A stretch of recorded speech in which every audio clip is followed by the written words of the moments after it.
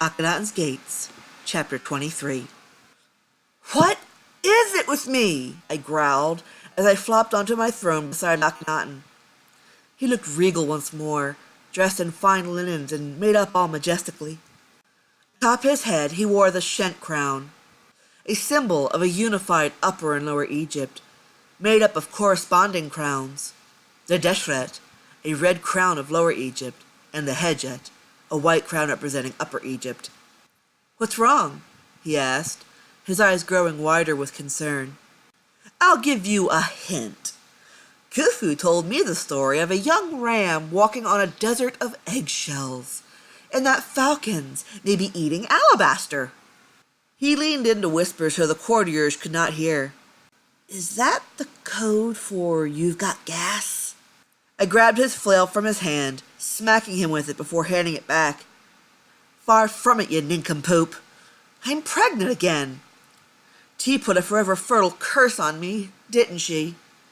"Well, she was born in another country," he chuckled. "This is wonderful news, Nefertiti." He stood and spread his arms to get the attention he wanted, despite my attempts to sit him back down. "Attention! Egypt, be graced with the wonderful news that another child is expected. My beloved queen has informed me that we are yet again expecting." A small applause came. This was something out of the ordinary. Normally, pharaohs did not so publicly announce such things, especially so early in a pregnancy.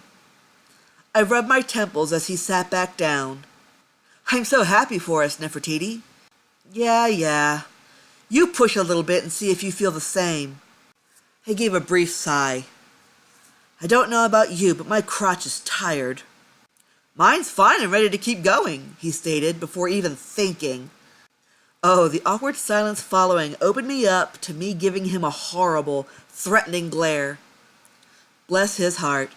He realized what he had said, and I could see his lips twitching as he tried to hold back a smile.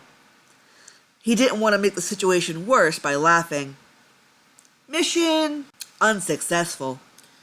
I grabbed for the flail again, and he flew from the throne to avoid being whacked again, which got a round of mirth growing in the court as he laughed hysterically.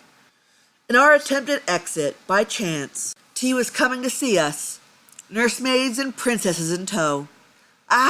Just the two I wanted to see. "I just heard the news." She poked my belly hard, stopping me in my tracks and allowing Akhenaten to hide behind her. "I knew it! Lots of grandbabies." "T," I whined. "If you were to hang me from a cloud, I would rain grandbabies for you." The look on her face seemed to say that she would do so if it were possible. Strange family, and now it was mine. "I knew you were a fertile one." "It takes a little more than fertility."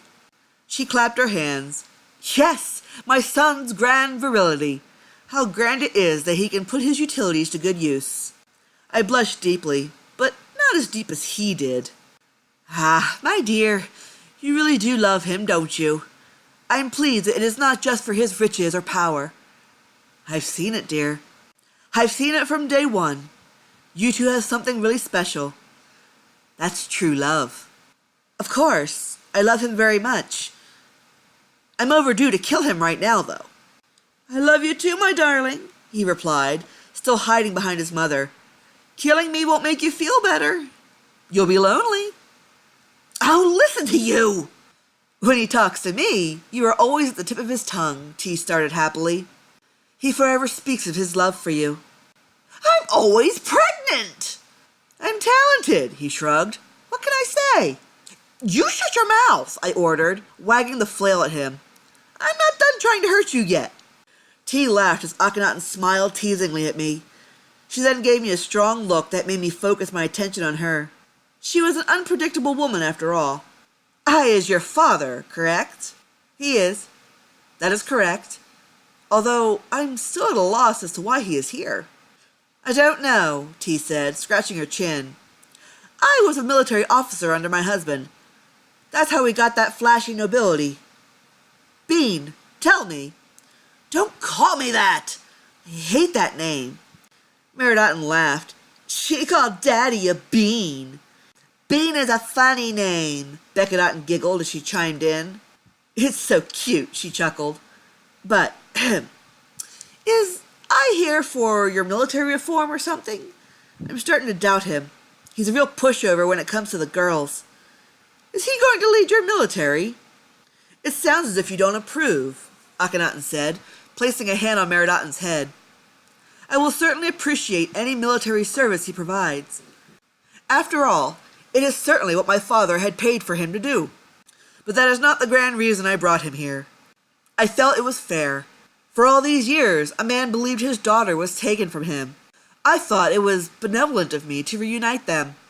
He seems pleased to have Nefertiti before him again, and the perk is his expertise in military experience. I see. And I dropped the matter right there, refocusing myself on tea and changing the subject. Tea, about Akhenaten's new city.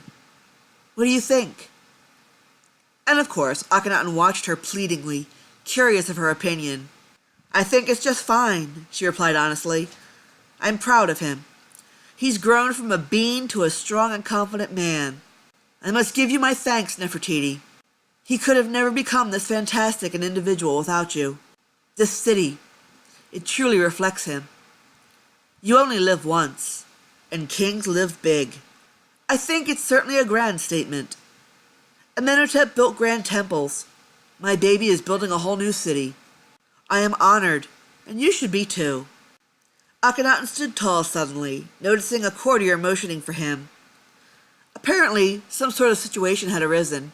He smiled and kissed my cheek and his mother's, and the heads of all princesses, including his baby sister, before going to meet him.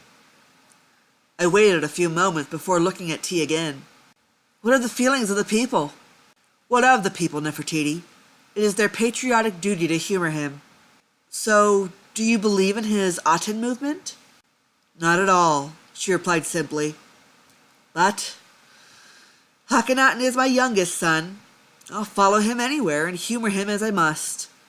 That's my duty as the mother of a king. My son has the power to do as he pleases. Take my advice and let him do as he likes. Right now, Egypt is the wealthiest empire in the world and can certainly afford anything he throws at them. Our jobs are to support him. I couldn't say anything to that, but I had to admire that woman. She was a powerful woman and a good mother, a fine mother-in-law and a fantastic grandmother. I hoped that one day I could be just like her, amazing and the admiration of all of Egypt and its surrounding lands. Suddenly, I could hear Meridaten and Akhetaten start to scream, making courtiers watch them curiously. The nursemaids tried desperately to calm them as Akhetaten, as usual, hid herself behind her mother, using her as a barrier. Oh, sibling rivalry has started already, I sighed, hearing them babble incoherently as T watched them with no expression. I hope this isn't as serious as our rivalries.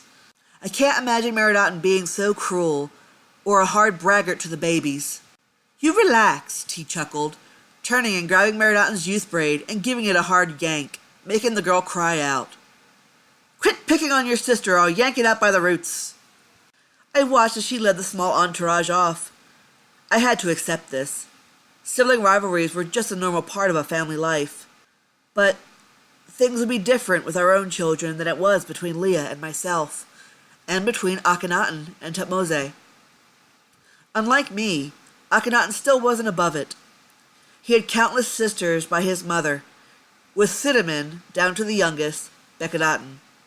Being the closest relative of male blood, they often teased him relentlessly. But still, normality fell over even the royal household. Nefertiti! Speaking of family, I heard my father, I's voice. He was approaching me with a limp from the direction T and the girls had vanished to. I was sure the limp was courtesy of Meridaten, the bully. I? Why do you keep calling me by name? I am your father. Has becoming queen put you above referring to me as such? Forgive me. It's been years. I just don't feel the bond anymore, I replied.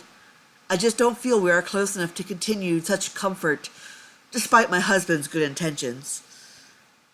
But you have already proven yourself as a military leader and a capable nobleman. You don't need me to keep you in his favor." "Such a thing to say," he sighed. "But tell me, why are you really married to that freak? I know you. In order to save face, you lie to Queen T in Akhetaten. But you can tell me. You're doing your father proud, right? Taking on this sacrifice to carry out the duties Leah could not. Instead of the majestic young Tutmose, it ends up being this freak. It's the power, am I right? Quite a good girl you are. I admire your courage and determination. This is the ultimate place to be, at the Palace of Memphis, and the only price paid is to sacrifice your body to a few romantic evenings. Do you pretend well? Boost his ego enough, and you can keep him all to yourself for a while longer." "That's a horrible thing to say," I shouted.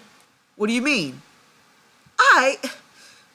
Father, I love Akhetaten. There's no pretending involved at all. Even if we were poverty-stricken commoners, I would still love him and be with him as his devoted wife. He is unique and pure, a diamond in the rough. Do not ever speak of him so lowly again. Such things are dangerous things to say, and even I would report you for treason." "You would put your husband before your own father?" he asked. "I would. I have spent many years with him, and I cherish him." I grabbed his tunic up in my hands. "If you mean him harm in any way, I swear that I will make you sorry. I will not let you take this family from me. I was unaware just how seriously you took your marriage and position. Quite frightening." He then let out an amused chuckle. "I suppose I should be pleased. That's a good, strong woman who does not waver under the hand of just anybody. You are power-hungry, and you are masking it with your deceitful pleasure. I am not in this for anything other than the fact that I have fallen in love." "Is that wise, Akhetaten?" I asked, quite astounded. "Why wouldn't it be? The sooner the better." He was referring to the move to Akhetaten. He had set a date, of sorts.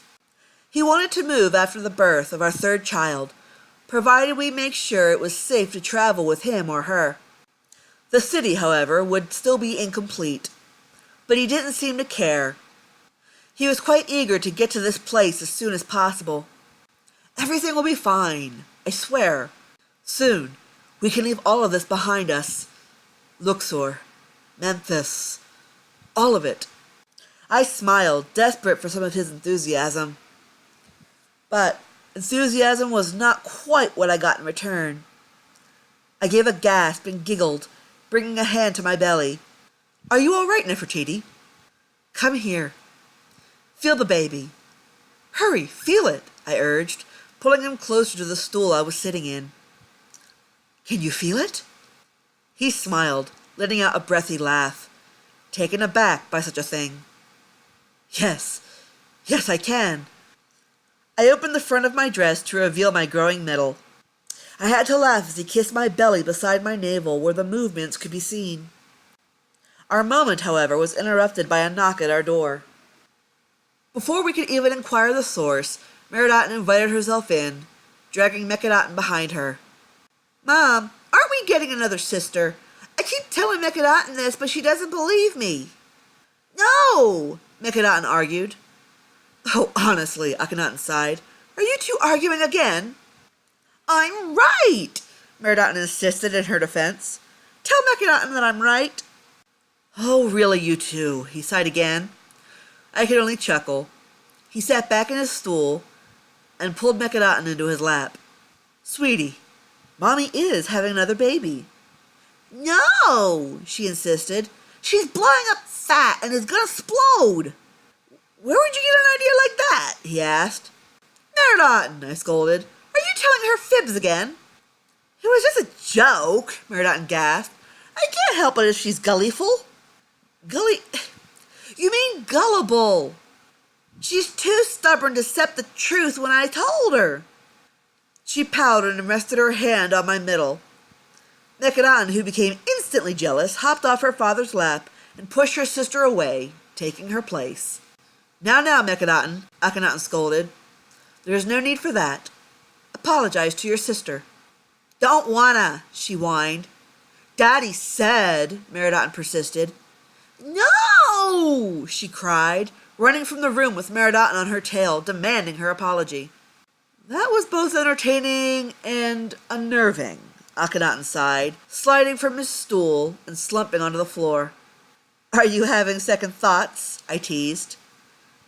"How is it that I can rule an entire country, but I have such difficulty controlling my own 2 daughters?" "It's just a natural part of growing up," I laughed. He smiled, leaning over to kiss me a couple times. "I love you." "And I you."